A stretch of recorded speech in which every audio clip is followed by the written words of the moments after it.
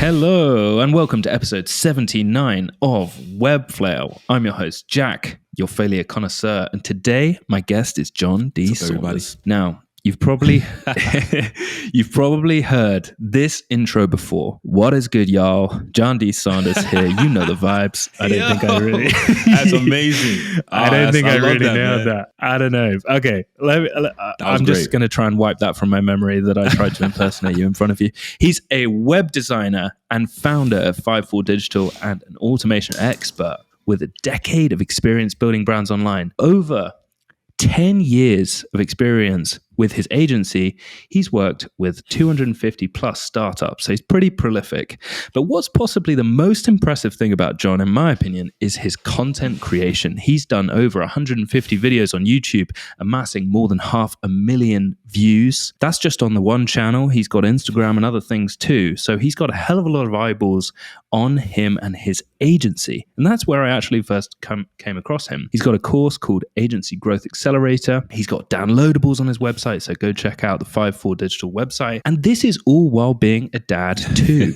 So as you probably know, if you listen to this podcast regularly, success comes with some face plants along the way. It has not all been easy. Yes. The failures that we'll talk about today are not charging enough, not focusing on core services fast enough, and not developing systems in the agency soon enough. So, John, welcome to the Webflow podcast. Thank you for having me, man. Great intro. I think you did pretty good on that YouTube intro. Not bad at all, man. That's so funny you pulled that, but I'm happy to be here. I'm happy to be able to provide value to your audience. So let's get it on, man. Let's do this. Yeah, I'm glad you're here. And I'm sorry that I completely butchered an impression of you. That was pretty good. I don't normally do impressions of guests, just to be clear, if you're like, whoa, this guy's pretty weird.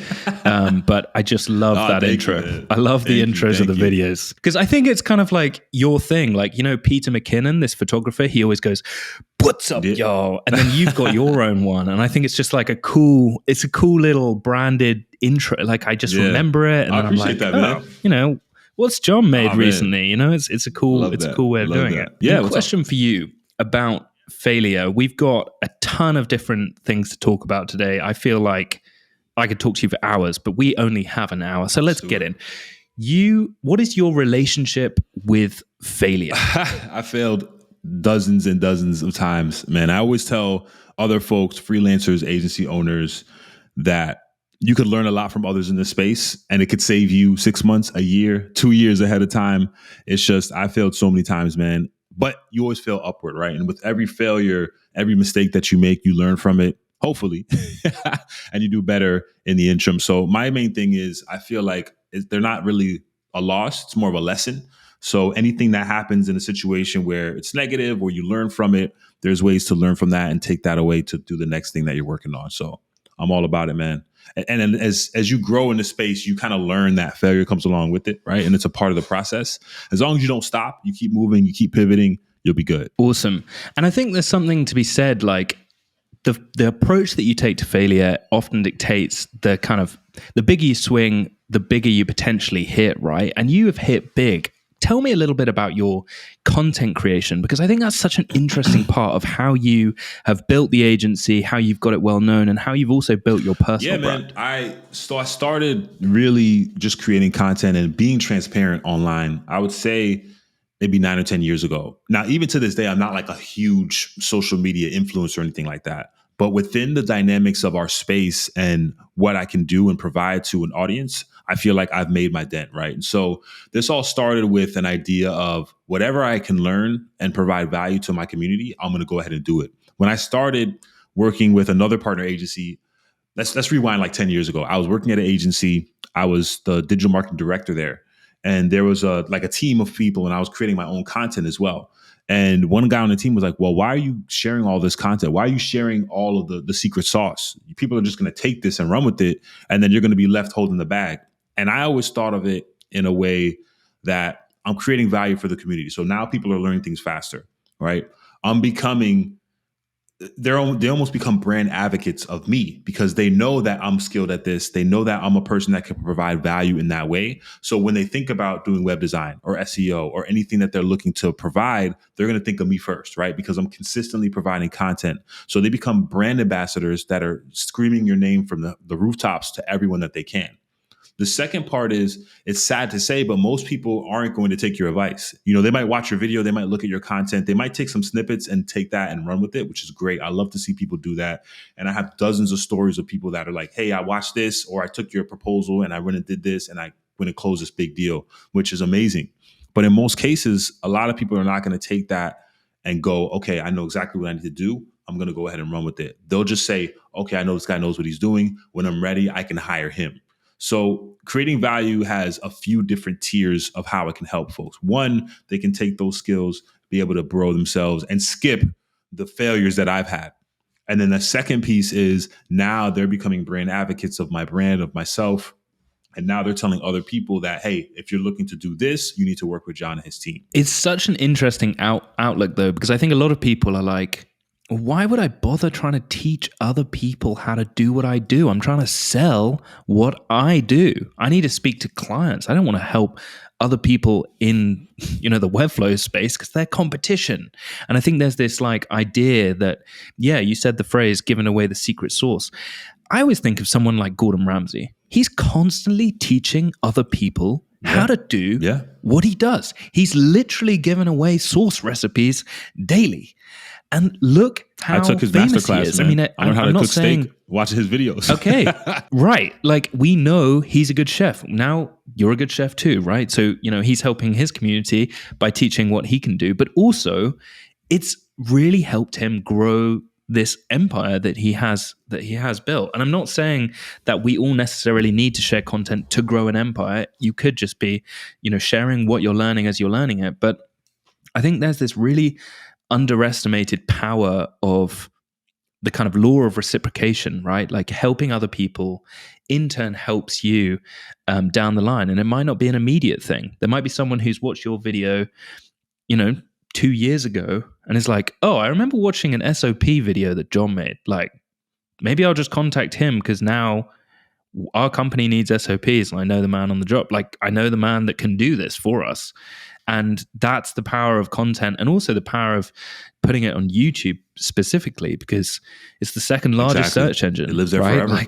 People are searching, keywords, and the more videos you have, the more kind of evergreen content you'll have there, and it's just incredibly powerful. One thing I just wanted to add one thing to that too. Is no, you go. For me, and it's not even about really the reciprocation of getting something back from it. For me, it's and it's so funny, man. Anytime I get into something or I learn something, I just want to share it with everybody. You guys, you got to check out this new technology, or hey, guys, you got to look at this new AI tool that just came out because I can't hold it in, man. I'm the type that anytime I can learn something and absorb a new skill, I feel like I want to just share it with the world. It's just something that I enjoy, and I feel like I'm 38 now, right? And I feel like I'm still a kid, right? And so for me, anything that I can learn and absorb and teach others, it helps me stay young. You know what I mean? So it might be a weird thing to say, but man, it keeps me in the loop and it keeps me tethered to the things that I love in design and branding and just, creativity. Yeah. You could be down with the kids. But something that I want to ask you, there might be people listening who are in the first couple of years of their freelancing journey. They're starting out in the Webflow space. They might be doing some design, some development, trying to work out, how to grow, how to get clients. And one thing that you said, you're not necessarily trying to make the content to get clients. You're just really intent on teaching others, sharing, and that seems to be something that you're doing from a fulfillment perspective. But as we've talked a little bit about, potentially putting that content out there beyond just, being a good thing to do that's helpful for other people, you're sharing as you're learning, might get them clients. And, that's quite a great reason to do it in itself. So let's say someone's in their first couple of years of freelancing. They're like, yeah, I feel like I should be sharing what I'm learning more, but I'm not an expert. Mm-hmm. So I don't. What right do I have to share what I'm learning? What's the point of them doing that? And what would your answer to I'd that say be? one of the biggest things I can attribute my success to is being transparent and showing my work. So as you know, there's a book by Austin Kleon called Show Your Work. And so that book is just a phenomenal way of taking the things that you're working on, taking the process and the systems that you're creating and showcasing people that path along the way. So one example is a branding project. Let's say you're new in the game. Maybe you're like 6 months in. You don't have a ton of experience, but you've read a few books and you're learning how to run an agency.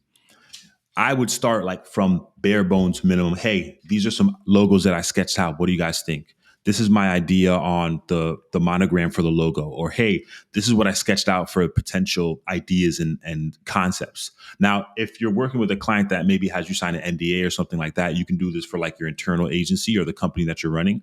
But I've seen guys and gals even take it where they're creating their agency website and they're leveraging their community to get feedback to build out that website. Now, the main reason you're doing that is, there's a few reasons actually. One is people feel invested in the process, right? If they're providing feedback and they're like, wow, I think I like this, or this is really great, or this is really done well. When that logo is done, they feel like they were an integral part of that process. So there's a growing affinity toward who you are, your company, what you stand for. And because they're part of that process and part of your journey, they're going to stick by and see how this thing plays out. So by showing your work, you're not only showing your skill set and your growth of skills over time, but you're creating, again, brand advocates that are out there like, wow, this guy does really great work. I love his content. I love how transparent he is. I feel like I can learn from him, or I feel like I can hire him. We've closed tons of clients from Twitter, from Instagram, from YouTube that have just seen our content and we're like, wow, we loved your process on this. Can you do this for us? Or, hey, we saw your website that you did for this person. We watched you work through the process and we saw the finished result. Now we want to be able to collaborate and work with you. So showing your work is beneficial because not only are you getting instant feedback, you're also building this advocacy around the internet of people that love your work, love what you do, and want to be a part of that journey. I could talk to you for hours. This is gold dust. Okay, so let's just rewind or highlight some of the things you said. Brand advocacy. So, if someone sees you pushing a car, then they're going to come and help you push that car because they can see that you're trying to push a car. Like, if someone's broken down by the side of the road, generally people might stop and try and help, right? And I think the same is true in the online space. If you're struggling to create a logo or brand identity or a website or whatever, and you're like, hey guys, I've got this far, like, how do you think I can improve it? Then those other people will try and help push you along, give you feedback.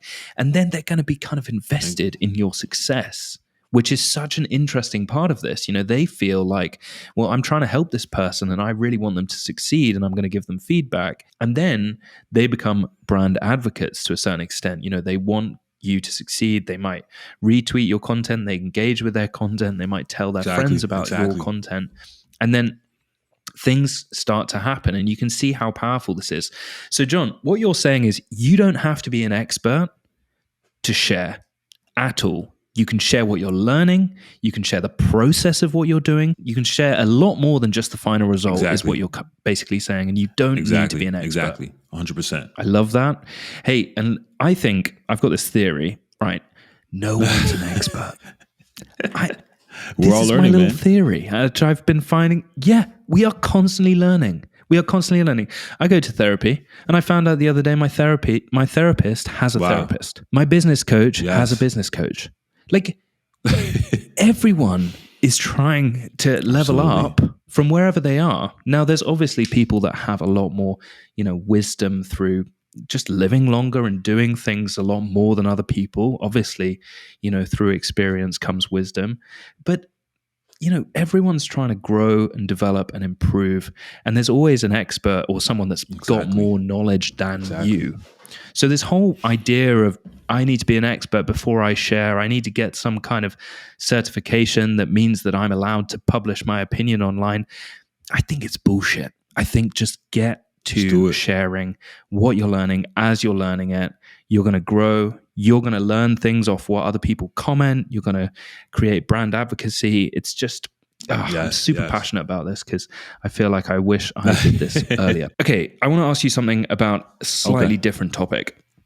Now, something that I think is really interesting about you is you are talking a lot about your experience in the agency, but also as someone that's kind of managing the agency. So not just the work itself, but also just kind of the nuts and bolts about the agency. And I know that you were a bank teller for your first one of your first jobs. I think you were in a supermarket before that, and then you were did your research, Jack. Can you tell me a little bit? I like it. Hey, come on, I'm doing this podcast. What I want to know is a little bit about how your different jobs have influenced you as an agency owner, because what I'm noticing in the Webflow space particularly is there's a lot of agency owners, in air quotes if you can't see the video, that are like at school or like straight out of school, and they haven't actually got that much wider experience of different industries, apart from maybe some Webflow projects that they've done. But I'm interested to know like how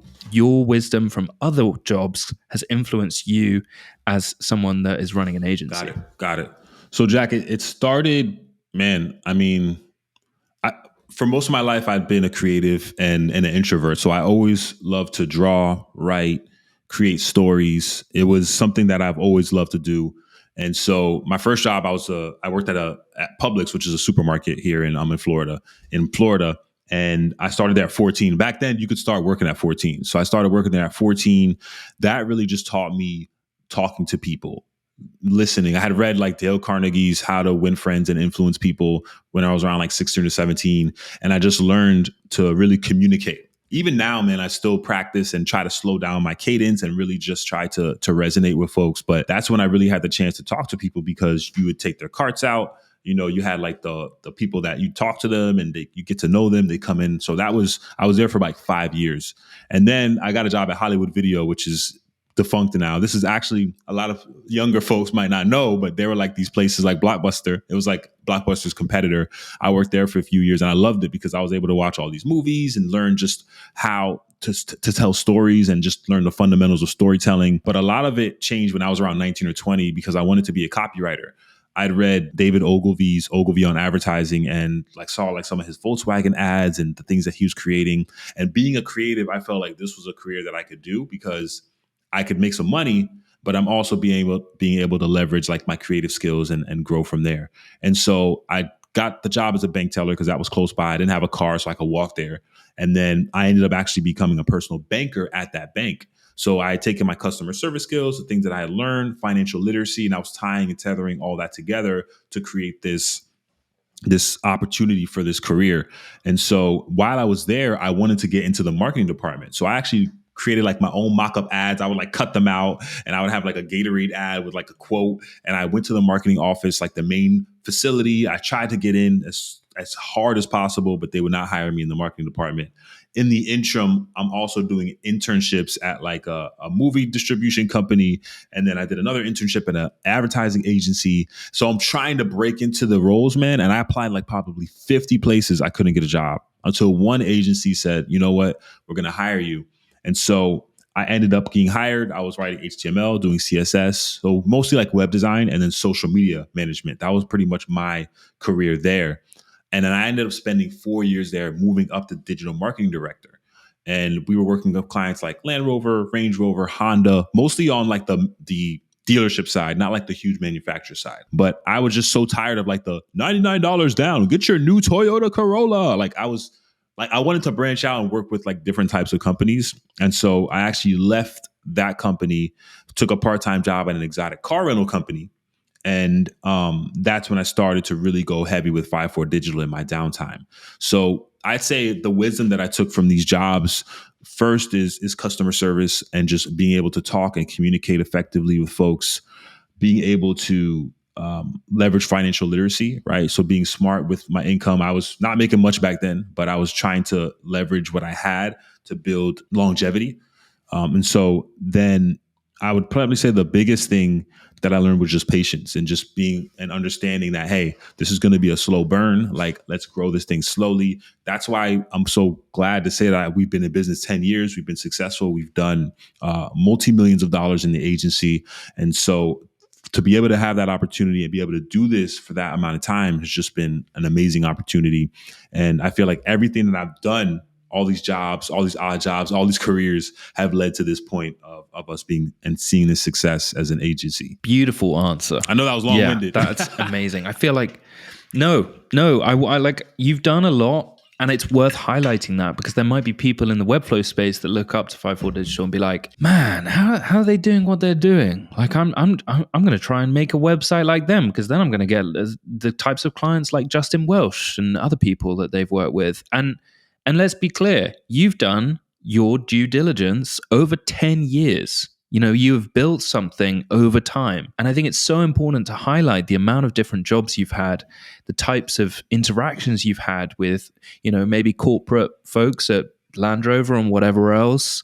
You know how to talk to people and not just, running a team, which requires a whole different level of communication, with team members and politics, internal politics in companies and stakeholders, and then you've got clients, and you got to know how to manage different energies and know how to motivate particular people, because people are motivated in different ways. And there's all these different skill sets that you've acquired over years to get to the point that you've got to. And I just think that's so important to highlight in this episode. Appreciate because that. In the Webflow space, like we say, a lot of people are starting agencies off the bat, and they kind of look up to people like you who have the level of success you have. But it's just important to realize that it takes time, it takes patience, it takes constant curiosity and self-development. And, it's really, really important to highlight that, I think. Is there anything that you want to add to what I've just said, or is there any thoughts? No, Jack, you hit the nail on the head, man. You hit the nail on the head. I'd say, like, just really, truly, like, be patient. Like, the hardest part about being in this industry is you hear about all the success stories. You hear about people making $100K a month, $50K a month, $175K a month with a 3-person team. It's just a lot of. It's easy to get discouraged in this space because you feel like, well, am I doing enough? Am I not good enough? Imposter syndrome can rear its ugly head daily, right? Especially if you're on social media and you're seeing all these success stories. But those are, in most cases, not the norm, right? A lot of folks are just trying to get started. They're trying to catch their footing. They're really trying to build longevity and consistency as a freelancer agency owner. So just be patient. I would say, learn as much as you can, read as much as you can. I mean, you can literally learn everything in this industry by just watching videos, reading books, and really just keeping your finger on the pulse of the industry and just being transparent, letting people know like where you're at. Like, hey, I just lost this client. I thought I was going to get him, but it didn't work out. And just tell your story, because people like that organic feeling. And people aren't going to look at you as a failure if you have a failure, right? They're going to look at that as an inflection point in your life where you're like, I had an issue, I got through it, and now I'm doing X, Y, Z. I was just watching a video on James Altucher. He's like an investor and writer, and he was talking about how like he literally got 15 million from selling his agency and lost 15 million. And then he started to really read. He started to learn more about stock trading and things like that. And then he started to build up his wealth again. And he was thinking, well, how are people going to trust me? They're going to trust me because I lost everything, got it back. And so it's really about just telling an organic story and really having that resonate with an audience and understanding that you're going to make mistakes and just keep it moving. Love that. Yeah. I think there's so many people in the Webflow space. Maybe it's particularly on Twitter just because we got 140 characters and, there's people that know that, frankly, talking about numbers is engaging and gets you followers and stuff. And I think it's great to celebrate success. And I'm not trying to downplay 100%. Anyone that is doing successful if your metric for success is numbers. And I think there are plenty more metrics for success. But hypothetically, if people are celebrating how much work they're getting in their agency, that's great. But I also think caveating that with coming from a place of sharing to help others grow or to help break others' glass ceilings if they don't think that they can do stuff, and also if you are sharing successes, making sure that you are also sharing the pitfalls along the way to get to those successes or sacrifices Absolutely. that need to be made. But that's partly why we have an hour-long podcast to discuss failures. Yes. Let's get into the nuts and bolts, Jack. We are, hey, we're ready now. We've teed them up. They're ready to hear them. Let's go. Okay, so tell me about failure number 1, not charging enough. Okay, so this was probably I'd say 2 years ago. We got an RFP for this really dope project. Usually we don't get a ton of RFPs. Luckily, a lot of our clients come in from referrals, but this RFP was solid, man. It was a really dope project. I had already spoken to a few people at the company, and it seems like we were in the top running, right? So we get the proposal ready, we prepare it, we send it off. Then a week goes by, no response. I say, hey, just wanted to check in. What we usually do is try to have the proposal on a live call, but because they were getting so many, they were just send it in, we'll review it, and then we'll let you know. So we send the follow-up emails. We got our whole sequence and everything set up in regards to that. And they were like, yeah, we know we're still deciding. We'll let you know. Okay, bet. Another week goes by, nothing. And then the day after, I get an email saying, hey, we didn't choose you as the candidate for the project. And I was disappointed because I figured it was going to be a really great project. It'd be an awesome case study, a great collaboration, and potential client to work with. So I asked the question that I always do, what could we have done better? How could we have improved? She said, and I remember this verbatim, she was literally like, we wanted to choose you as the agency. We loved your work. We loved the conversation. We just loved everything about what your agency stood for. You just didn't charge enough in comparison to the other agencies. So we figured that your agency couldn't handle the capacity of this project. And I was like, oh man. So I think we had charged maybe 20 and the other agencies were charging maybe 50 or 60 for this project build. And so that was a really pivotal moment as an agency owner where I felt like I need to make sure I do a few things. One, I need to learn everything there is about pricing, everything there is about these certain things so I can make sure that I price every project moving forward correctly. So I watched a ton of videos from Chris Do and The Future on pricing. I took their courses. Then I also read, which is probably the most pivotal piece, the Pitching Manifesto by Blair Enns, which teaches you how to essentially build a product where you don't even need to pitch, right? You're creating this product where people just want to buy it. They'll pay whatever they need to because they know they're going to get a specific result. So at that inflection point, I was like, this will never happen again. I'll make sure that we price our projects accordingly in response to how the client's budget. So one question I always end a call with or lead with during that first initial call is, what's your initial budget? Not to say I'm just going to, if they say 50,000, I'm going to make it 50,000 just so I can max it out, but mainly to understand what their budget is and how we can scale that project up, right? So if their project is 50, 75, 100,000, I know that I can bring in the best developer, the best designer, the best illustrator. We can do some 3D references. We can create a custom CMS. We can go all out in this project, right? And we can still reach our margins that we want. The main thing is setting that up front, making sure that you're understanding their budget and if it aligns with your agency, and then creating the proposal around that, because I'll never make that mistake again, man. That was a huge project that we missed out on, a huge opportunity. And I feel like a lot of agencies, a lot of folks out there are scared to charge more because you have to think of it, and I'll close this part with this, Jack. You have to think of it as I can go really hard on this $50,000 pitch, get this project, and then those $5,000, $10,000 projects, I don't even necessarily have to do. I can allocate that time and energy to this one larger project, because if we put it in perspective, there's not going to be much of a work difference between those two projects, right? You might need to hire maybe a more developed or senior person, but the process between those projects is not necessarily going to change. That all makes sense. Question for you though. Do you want your agency to get as bigger projects as possible? Or do you want, how are you measuring success at the agency, if you don't mind me asking? So I'm about slow growth. I've seen how bigger agencies run, and it's not beneficial. I'm a financial when it comes to financial literacy, that's my thing. I look at the numbers. So for me, having a larger agency means the margins go down. Right now, we're literally at a perfect point. We have about 8, maybe 9 team members. We have a ton of really great projects that we're working on. And so for me, I don't need to grow the agency exponentially. We can grow 2 to 5% every year, and I'd be happy and content with that. So for me, I'm able to live the lifestyle that I like. I work maybe 6-7 hours a day. I'm able to pick up my kids from school. I'm able to travel when I want to. I'm able to pay my team well. So all those things work well in the space that we're in right now. So I'm not really hungry to go and grab a 10,000 projects. I like the space that we're in right now, and it works really well. And because I have other business opportunities, other ventures, I'm not necessarily like fighting to bring these clients in. So that's, and we'll talk about it a little bit later. That's why it's important to create these systems, because then you can kind of pull yourself out of it and focus on big picture to scale your efforts and how in accordance to the lifestyle that you want, not what, the industry is telling you to do. Yeah. What are you motivated by? Is it someone else or is it you? I love that. Yeah. My ex-girlfriend, she taught me that bigger isn't always better. And I think the same thing is true. That was smooth, Jack. That was smooth. With agents. Thanks very much.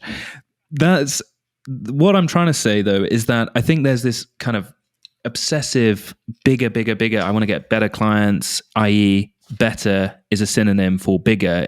For a lot of people, it seems like, how do I get enterprise clients?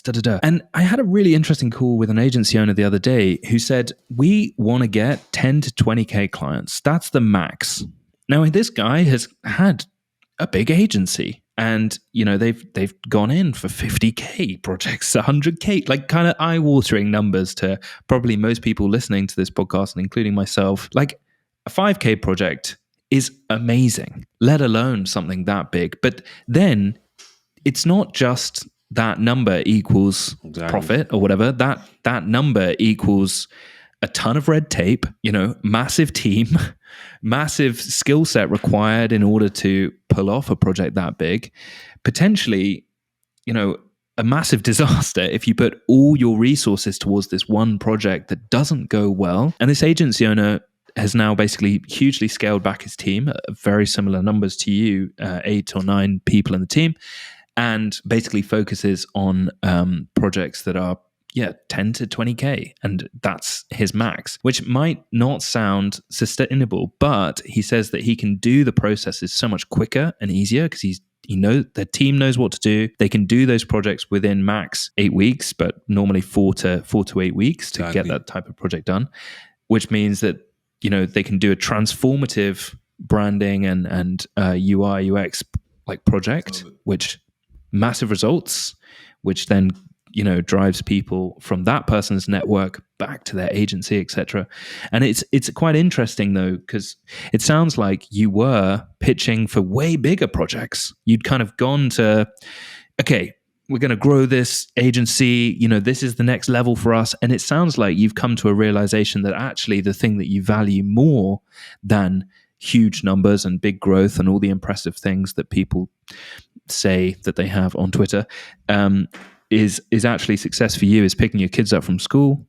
It's, paying your team well for projects that you find fulfilling and the projects that you can actually do a transformative process on with, team members that you like, with clients that you like. Is that fair? Have I heard you correctly? Absolutely. Yeah. And right now the margins are great. We're able to bring in solid projects, work on consistent things. And it's worked out well, man. It's worked out well. And when your agency runs like a well-oiled machine, it opens the opportunity for other things too. For example, if we have an idea or some type of product that we want to execute, having an agency, we can just build that into almost like a client, right? So for example, I had another business called Urban Wallet, which was acquired. I built that company within the agency. So I said, hey guys, I have an idea for a financial literacy blog. This is what I want to do. And then I literally treat that idea like a client. And then it goes through our process, goes live. Now we're creating content. Tiffany Aliche, who owns like a budget blog, actually acquired my company 2 years ago. And then I've done the same thing with e-commerce stores where I'll open up an e-commerce store, get it to scale, and I'll sell that. And I've sold a few of those as well. So not only does it build a process for the agency to run, it also frees up my time so I can allocate time to ideas and execute these things with my team that's already built in, that's already working on client work. But now they're treating our ideas as client work that we can push and have IP that we can then sell or scale. Love that. And that, fulfills you personally outside of the agency as well. That's really cool. Like you've got things that you're like, hey, I kind of want to just build this idea. I've already got a team who know how to design and build. This will be fun for them. This will be fun for me. Potentially, might be kind of a low risk, high reward thing to do, which I think is awesome. Let's just balance these two ideas though. We started talking about knowing your worth, charging enough so that people see you as credible in the eyes of the client, but then also working out what your success metric is. Like it's not all about money. And you might think, if you're listening now and you might think, well, those two things are actually contradictory. I'm not sure that they are. I think you can be in balance, knowing your worth and actually charging what you genuinely think you should be charging for a client project, which is in the realm of expectation of the client in order for them to perceive you as someone that can do the job. But then also recognizing the type of clients that you want to work with aren't necessarily enterprise projects. Maybe you value things like, lifestyle choices, i.e. you want to pick your kids up from school or whatever at the same time. There are realistic number factors in taking projects, but it's managing those two things in balance, and those two things don't necessarily need to be contradictory. Just wanted to highlight that just in case anyone is like, wait, you said you should charge like loads more in order to get projects, but actually that's a little bit too simplistic. There are other factors at play. Is that fair? Absolutely. And we got to, at the end of the day, we got to make money, right? We got to be profitable. So we want to make sure that we're charging accordingly as well, and charging according to the lifestyle that we want to create and develop over time. Absolutely. Beautiful. Yeah. It's a bit like this analogy, when you get on a flight and they're like, all right, safety procedures, you've got to put your life mask on before others, right? You've got to get your oxygen in order to support others. And it's just super, super important to factor that in. Your numbers, what's coming in, what's coming out, and staying on top of that. That's a whole other podcast though, John. I think I would love to have a financial, a financial kind of conversation about all that, because I think that's a kind of big black hole. Oh yeah, man. No one's talking about how do you manage your money? No one's talking about like investing. No one's talking about it. Everyone's just talk about that for hours, dude. And property as well. Investing. I think it's fascinating that you're involved in property. That's not the podcast for today, though. We got to crack on. Tell me about failure number 2. Not focusing on core services fast enough. Yes. So when I started 5-4 Digital, it'll be 10 years in May. We were doing every service you could think of. So web design, web development, SEO, SEM, paid ads, whatever clients wanted, we were like, let's do it. And it just caused tons of problems, man. It was 4 years of hell, to be honest. I'm working 14, 15, 16 hours a day. Like if we bring on a client that wants to do Facebook ads, for example, now I got to go and find a Facebook ad expert. At first, I was doing it all myself. I was doing design, development. I'm spending 2.5 hours on a web banner when I could be going out and pitching new clients, right? And so I started to scale up my efforts by hiring team members that I needed to fulfill specific needs. Now, people that are freelancers, designers that are starting out, they might be like, well, I can't hire someone full time. I was hiring folks either on an hourly rate or a project basis. And so I would pay them out through like Upwork or one of those online platforms. And so because we were doing so many different types of services, I had to have so many different people on payroll to fulfill these needs. It wasn't until about, I'd say 3.5, 4 years into the agency where I was like, we really enjoy web design. We're great at branding. We're great at UI, UX, creating user flows. I think we could probably just pivot to focus on just those services. And so what I did was I started to scale back, and I told clients like, hey, we're just going to focus on these services. I was nervous, man, because as an agency owner, you're always thinking in the back of your mind, well, I'm leaving money on the table. This is money that I can acquire and be able to use and distribute accordingly, but I'm leaving this money on the table to chase something that might not work. So it was a big gamble. But I felt like if we could focus our efforts on what we were really great at, I felt like we could scale. So as soon as we did that, we had a drop off of clients, and then some of them came back, continued to work with us on like maintenance plans and web design stuff. And then I started to build content just around design and development. That's all I would talk about. Here's some skills on web design. Here's how to set up analytics. Here's how to make sure that your website is indexed through Google Search Console. Here's how to do this. Like everything that I was creating was content around the services that we wanted to focus on. And then after about 6 months, it was like literally a switch. Like everyone was coming in like, we hear you do websites. We heard you do this. We need help. We know that this is your expertise. So when you niche down and focus on a specific vertical, one, people see you and they're like, this guy does this really well. Two, you can charge a premium because your specific skill set is tethered to that one service. So with that, now I can charge more and I can bring in clients specific to that. The last piece on that, and the thing that helped us kind of come out of this rut of doing all these services, was partnering with other agencies that worked in other verticals. So for example, if there was a SEO expert that could do a specific thing on a website, like set up schema and do the titles, the meta descriptions, we could do most of the on-site stuff. But if they wanted continuous SEO, we got this agency partner here. Oh, you're looking to do Facebook ads? We have this agency partner there. So by fostering those relationships, now I'm creating this community, this agency community, where now if they get someone that's like, hey, we need to create or design a landing page, oh, talk to John. He'll get the landing page done. You come back to us and we'll set this up. So we're creating this cyclical relationship with everyone in our space where we can focus on the main things that we do well. We can distribute everything else to agency partners, and we can just really hunker down and really develop our skills and become the best at this specific service. And man, that changed everything. We 3X within about a year and a half in regards to revenue, and things just changed from there. And I've been so much happier since then, man. This is the vertical that I love. I love the creative part. I love the UI, the UX, the design to development, to seeing the live product, to seeing it work.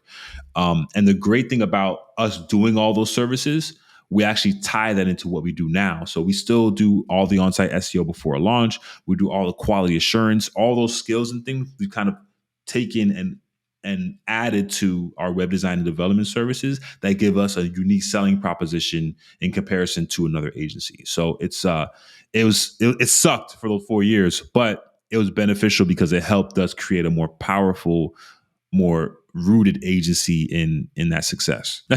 Boom. Okay, a few things to highlight there. One thing is this idea of niching. Niching does not necessarily need to be working with just one industry. It might be that you are niching by skill set, by tool stack. So it's just important to recognize that in when we're using the word niching, it's not necessarily just by industry. It might be the type of person you want to work with, the type of problems that you're dealing with, which might be beyond just, a particular industry. It might be like, okay, we specifically do migrations from WordPress to Webflow.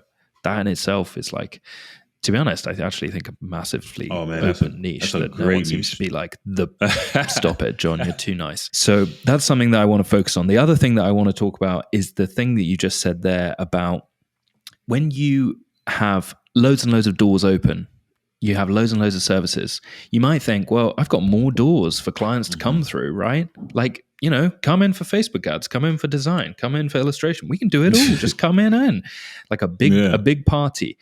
The problem with that is that you essentially aren't seen as an expert in any of those doors. Like in any of those services, you are not necessarily the go-to person for that specific thing. So if you are trying to, offer everything under the sun, you're not going to have the same perceived value that you're going to want if you want to get jobs and jobs that will financially support you. The other thing is you're going to have a bazillion systems and processes for all these different things, which is going to mean that you're going to be working, what did you say, 14, 16 hours a day just to manage all of that. You got into this to do creative work. You're not doing creative work anymore. You're hardly sleeping, in fact. You're just trying to manage different subcontractors that may or may not turn up from Upwork or Fiverr or wherever you find them. And it's just chaos. And then when you scale back, suddenly things are a lot easier and you can actually manage not only the work, but manage the perception of people seeing you as an expert, which I think is crucial to highlight. Why did it take you 4 years though, John? This is what I don't understand. Man, trial and error. I don't even know, man. It was one of those things where I just wouldn't let it go. I listened to what was going on in the space at that time. And we were working with like a lot of like local businesses. And so we hadn't made a name for the agency yet. And just were really trying to do anything that we could to keep that longevity going. But yeah, man, it took a long time for us to really switch to just core services. But man, I'm glad we did when we did. But having said that, we talk about failures being actually opportunities to learn a lot on this podcast. The fact that you did so much, so many different services, so many different client projects, you kind of learn a depth of skill set across all sorts of different things. You learn the value of SOPs. And if anyone, hasn't seen the SOPs download and stuff that John has made on SOPs, he's the man, because he's realized the importance of SOPs, because he's needed to create 1 billion of them just to manage, all the different projects that you've handled over the years, all the different industries, all the, as much as this, you might look back and be like, God, that was a messy time in my life. Why did it take me 4 years? Actually, you were doing the hard yards to make sure that the service that you provide now is excellent. So I just think that's important to highlight as well. If you are currently listening to this and you're like, oh my God, I've got about 1 bazillion services. And you know what? I'm kind of resonating with what John and Jack are talking about here. I'm an idiot. No, you're not. It's just you are trying to learn the craft across different things and work out what you're going to then focus on and make sure that you provide great service. Exactly. And that's part of it too, right? It's kind of figuring out what you really excel at, what you enjoy the most, and then being able to own in on that specific thing. Amen. I think that's important just to highlight there. Tell me about failure number 3, not developing systems in the agency soon enough. Yes, SOPs. So most of the folks listening will probably know that I'm like the standard operating procedures guy. Like, I love systems. I love being able to delegate. And in this space, especially design, web design, development, folks feel like you can't delegate, right? You have to do it yourself. You have to have a specific skill set to be able to get this done. And it's absolutely not correct. Anything is teachable, and your processes can be taught to team members as long as they have the fortitude to want to learn, to want to develop their skills. It's all possible, man. So yeah, the agency, man, it was falling apart because we just didn't have any standard operating procedures. Every time we did something, it was different. So to put it in the easiest terms possible, SOPs are literally just step-by-step instructions on how to complete a task. That's it. So for me, I thought about what are the things that we're spending the most time on, and how can we create a system for those so we can scale our efforts. So for example, quality assurance, when a website's about to go live, right? Okay, what do we have to do? We have to set up analytics. We have to set up the heat map through Microsoft Clarity or Hotjar. We have to set up Google Tag Manager. We've got to check all the pages to make sure there's no 404 errors. There's like a laundry list of things you should do before any site launches. Now, in most cases, agencies are just kind of like, oh, we'll go live and figure it out type of thing, but there's no consistency, right? With SOPs, it's literally a step-by-step checklist of instructions to get it done. And it does a few things. One, it mitigates issues, right? If you have a step-by-step checklist of everything to go through, every single website that you go live with is going to have all of those check marks completed, right? And you don't have to think about it. You just open up the checklist, you go through it step by step, you get those done. Now you have this tested system that works that you can then delegate to a team member. So you create a training. I like to have my SOP set up where it's like title. It's literally a video recap of someone performing the task and then step-by-step instructions after. Main reason being is some people are visual. They want to see the process. Some people like to read it. They can read the text as well. Now, we can even use ChatGPT to convert that video to text. I mean, there's so many great things you can do. I made a video on YouTube if folks want to check that out. But now setting up those systems, I'm able to delegate these tasks.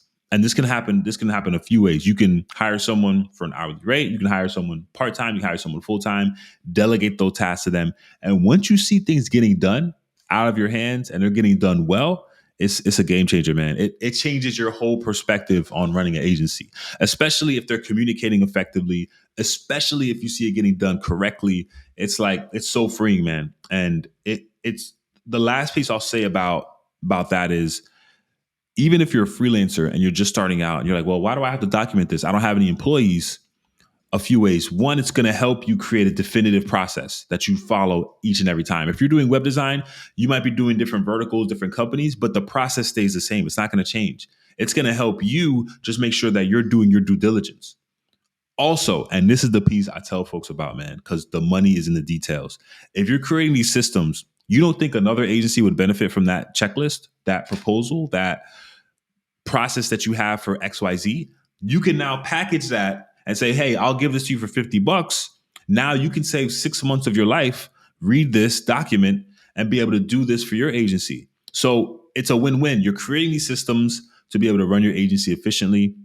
Now you're able to sell that, gift wrap that, sell that to other people in your vertical, and you're just making money hand over fist, right? It's just, there's no way that you shouldn't be building SOPs for your agency. And you can start small. You can literally just say, what am I doing today? Write a checklist of it, put it in the Google Doc, Notion Doc, ClickUp, whatever you're using, and just document that process. Damn. More nuggets than a 24 box from McDonald's. Let's recap. Okay, so even if you're a freelancer that's listening to this and you're like, John, I don't have an agency. Why would I create SOPs? The point is that there's stuff that you will forget unless you create them. And it's going to mean that the quality of service that you give your clients is going to be 10 times better because you're not going to forget that you didn't, check the buttons or something before publish, right? So even if you're a freelancer that's listening to this, it's worth doing. And I wish I did this sooner because frankly, when I was doing freelancing for Webflow, this whole thing was a complete mess. And the amount of stress you have when you launch a website, then you get that message, hey, this website is, problem here, problem here, problem here. And you're just there like, fuck. And this is just such a no-brainer thing. And I think a lot of people don't have good SOPs because they're like, well, I'm a creative. I can this thing will no, creativity needs to happen within boundaries in order to be more than just artwork, right? That's the definition of design, is that it actually has, function and makes Jack, sense. To add on, and with the emergence of AI, there's no excuse. Like I literally said, create an SOP for setting up Google Analytics in Webflow using GA4. Push enter. It wrote out step-by-step instructions that I could follow. I could literally delegate that to a team member, and now they know how to add it. It's like there's no excuse nowadays. I mean, it's so easy to execute that you can do it. You can create the majority of your systems in minutes. Now, some of the stuff is going to be proprietary to how you run your agency and how you run your business, and that's fine. But there's no excuse not to start building these out and be able to delegate or even just create a repository of SOPs that you can use later on. Okay, great. Two things that I want to add or just bounce off what you just said there. If someone is like, yeah, I actually tried to create SOPs, but I found it really, really hard. That might be because, linking back to an earlier conversation, you have no clear idea of your niche. You are doing all sorts of different projects which require all sorts of different SOPs, which mean that every project is like starting afresh. And that means that your SOPs are pointless. Well, I mean, QA process at the end is definitely necessary regardless of what project you're launching.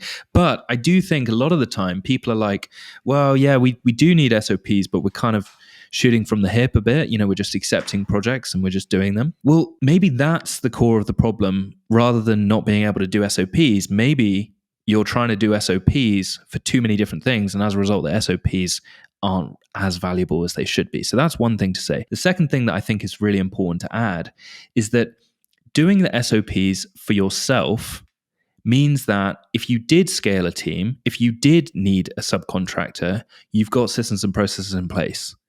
And hypothetically, if you're doing Webflow for a year plus, you will probably start having problems or maybe start having clients approach you for things that, you can't do or you can't do well enough. And you might want to hire someone, and then you hire them and it's just like, oh, it's all in my head. We're just kind of, just do your best and I'll check it as I go. And it's just a mess. It's insane. So, even if you don't have any grand plans to grow an agency, just recognize that, even if you are just a single freelancer and you want to stay that way, you might collaborate with people in the future, and you're going to have to think about this stuff when you interact with other people. Yeah, Jack, I'm so glad you said that. Really, so glad really you said helpful. Because it's true. You know what I mean? You're going to be able to have like your own proprietary system of doing things that you can then give to other people so that they can learn your process and be able to work within not the confines, but the process that you created for your agency. So yeah, I agree. I also think this, coming back to this idea of how you set it up with like title, video, and step-by-step process going through it, you can actually download the transcript of the video. So if you're thinking into how would I actually logistically carry this out, what's a typical project, record a video walking through each step, and then you can just download the transcript at the end. Loom actually writes the transcript out anyway, but just an important thing to maybe help with the systems and processes stuff. Key. I'm so glad we touched on this stuff, John. I really hope you talk about SOPs, because as you say, you are the SOP man, and it's really important to highlight there. So we're coming up to the end of the episode. Before I ask you the most difficult question I'm going to ask you on this recording, what I want to do is to know what success looks like for you personally, and then I want to know what success looks like for 5-4 Digital moving forward. You seem to be a guy who's got a really clear idea of how they want their life to look personally, but also how they want their agency to fit into that and how they want their team's life to look. So can you just talk about those two things for us at the end of the episode? Yeah. This is a question, man, that I never really can answer the best, I'd say. But for me, success for me is honestly, man, where I'm at right now. I'm happy. I have a healthy family. I have a healthy relationship with family members and friends. I'm able to, within reason, do what I want. If we want to travel, we can go somewhere if we want to. If I want to start a business venture or really take an idea to fruition, I can. So success for me is being able to live in the moment now and having the freedom to do what I want to do on a daily basis. And I feel like I'm there. I think people are always trying to chase the next best thing and chase the next dream. But I'm happy, man. I love to create. I love to build with the agency and our team members. I'm working on a video game with my son. You know what I mean? It's like I'm living my dream life. So I have no complaints there, man. In regards to the agency, I feel like my goal is for us to grow between 5 to 7% a year and continue that trajectory. I don't need to scale crazily. Is that a word? I think so. I don't need to scale to astronomical numbers. We're doing really well right now. I don't see any issues, man. The future of 5-4 looks similar to this, but maybe a little bit larger. That's it. Like, I'm not going to sit here and give you a crazy hypothetical. It's we're in a good spot, man. We're in a good spot. So I cannot complain at all. I know that was not the greatest answer. That sounds great. But no, I mean, it's healthy. It sounds like you've worked really hard, made a lot of mistakes along the way, but you've eventually ended up where you're meant to be. And that sounds really, really healthy. I mean, it's pretty cool what you're doing with your son. If anyone wants to know more about that, head to John's Twitter as well. Yes, just check it out. Post the odd. Yeah, he's a big gamer. So if you're into gaming, go check it out. And also, if you're interested in the financial stuff that we talked a little bit about on this episode as well, John also shares a bit of that on his Twitter too. So I think that's well worth having a look at. But it's refreshing to talk to someone who's not saying, I want to grow $1 million agency or whatever it is. You've got success.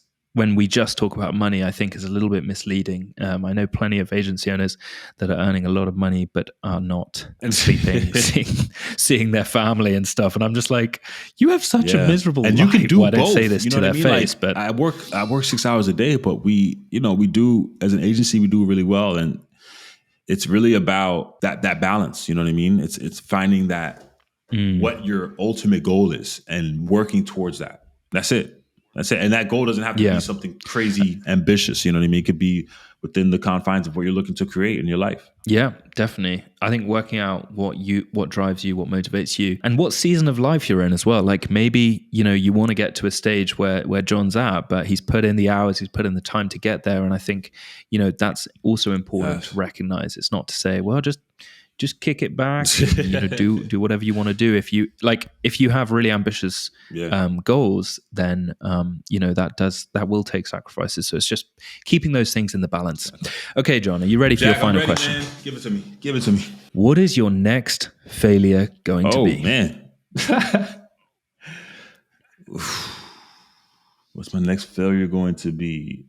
It is going to be, I don't know, man. I won't say real estate because I've made my mistakes in that too. But that might be it. That might be the next mistake. I feel like I bought in an area it's too far from where we are now. I know this is going off on a tangent, but I'd say probably real estate. Okay. Well, that's a whole other Webflow episode, I feel. Yes, man. I don't do a real estate podcast, but maybe, yeah, I think it's interesting that you're like, yeah, my next failure actually isn't necessarily with the agency work. It's in kind of you know the what? next the next stage of your challenges. Fail to see the next like big thing in our industry. I was lucky, man. I got into Webflow like 4 years ago, and at that point, dude, it was insane. We were one of the first agencies on the partner platform. So we got tons of projects from that in the initial, like when it started, and it was awesome. It still is an amazing platform. But maybe that'll be my next failure, not seeing or forecasting the next big thing. So because I'm always working from that space, I'm always looking at, okay, what are the new technologies? I try to spend at least 30 minutes a day just looking at new tech. Like I was just in Midjourney for an hour and a half yesterday, just working on different prompts and stable diffusion. I'm really trying to learn and absorb these skills so we can pass it on to the agency. And so for me, that's probably the next failure. Awesome. So stay curious, keep learning, keep being a kid at heart. I see you write that a lot on your Twitter. That seems to be a big theme. But that's exactly. Keeping that sense of play is crucial to enjoy what you do and keep developing. John, you've been an amazing guest. Jack, so thank you so much for coming on the Webflow podcast. Host. Thank you.